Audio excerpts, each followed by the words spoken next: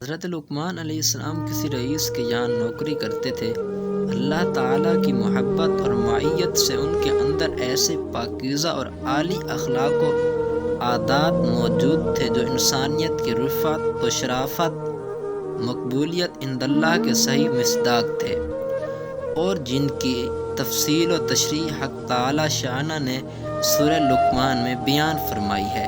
حضرت لقمان علیہ السلام کے ان اخلاق عالیہ کا ان کے آقا پر گہرا اثر ہوا، یہاں تک کہ اس رئیس نے ان کو اپنا مقرب و محبوب بنا لیا اور خود ان کا محب اور باطناً غلام بن گیا۔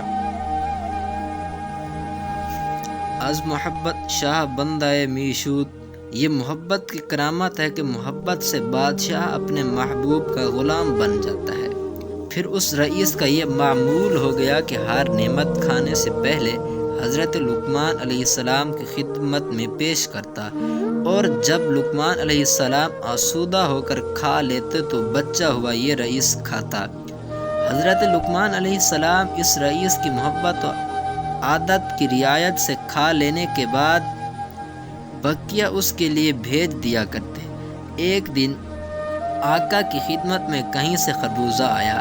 اس وقت حضرت لقمان علیہ السلام موجود نہ تھے۔ رئیس نے ایک غلام کو بھیجا کہ حضرت لقمان علیہ السلام کو بلا لاؤ۔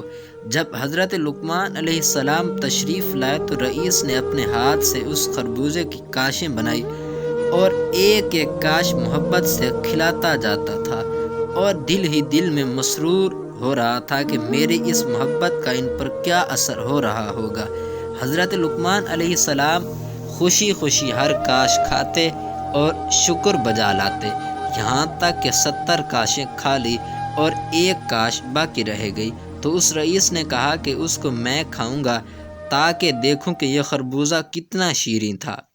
یہ کہہ کر اس نے کاش کو منہ میں رکھا ہی تھا کہ اس کی تلخی سے نوکے زبان سے حلق تک آبلے پڑ گئے اور 1 گھنٹے تک بے ہوش رہا۔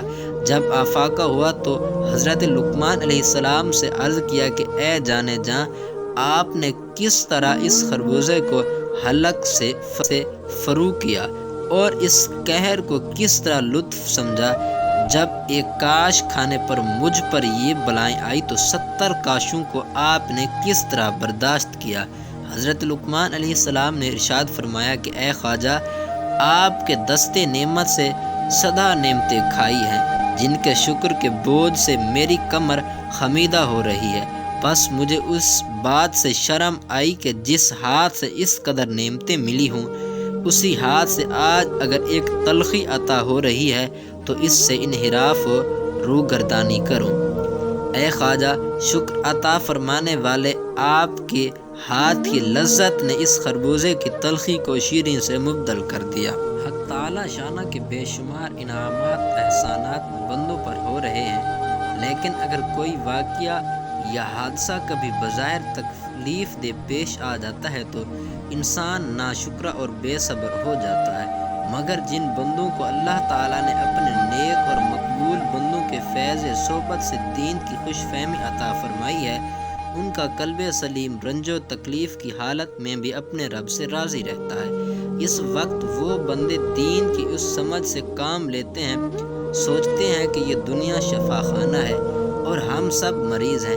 طبیب کبھی مریض کو حلوہ بادام کھلاتا ہے اور کبھی تلخ دوائیں پلاتا ہے، اور دونوں حالتوں میں مریض ہی کا نفع ہے۔ اسی طرح حق تعالیٰ حکیم بھی ہے، حاکم بھی ہے اور رحیم بھی ہے۔ بس ہمارے اوپر تقدیر الہی سے جو حالات بھی آتے رہتے ہیں، خواہ راحت کے ہوں یا تکلیف کے، ہر حال میں ہمارا ہی نفع ہے۔ حدیث شریف میں ہے کہ علم الہی میں بعض بندوں کے لیے جنت کا جو عالی مقام تجویز ہو چکا ہے، لیکن اس مقام تک پہنچنے کے لیے ان کے پاس عمل نہیں ہوتا تو حق تعالیٰ انہیں کسی مصیبت میں مبتلا فرما دیتے ہیں، جس پر صبر کر کے وہ اس مقام کو حاصل کرنے کے قابل ہو جاتے ہیں۔ ایک حدیث میں آتا ہے کہ جب بندہ مومن کو بخار آتا ہے تو اس کے گناہ اس طرح جھڑتے ہیں جس طرح موسم خزاں میں درختوں کے پتے جھڑتے ہیں۔ ایک حدیث میں وارد ہے کہ مومن کو کانٹا بھی چبھتا ہے تو اس پر بھی اجر ملتا ہے۔ ایک حدیث میں ارشاد ہے کہ جب دنیا کے مصائب پر صبر کے عوض قیامت کے دن ثواب عطا ہونے لگیں تو ہر مصیبت زدہ تمنا کرے گا کاش دنیا میں میری کھال کینچی کے ٹکڑے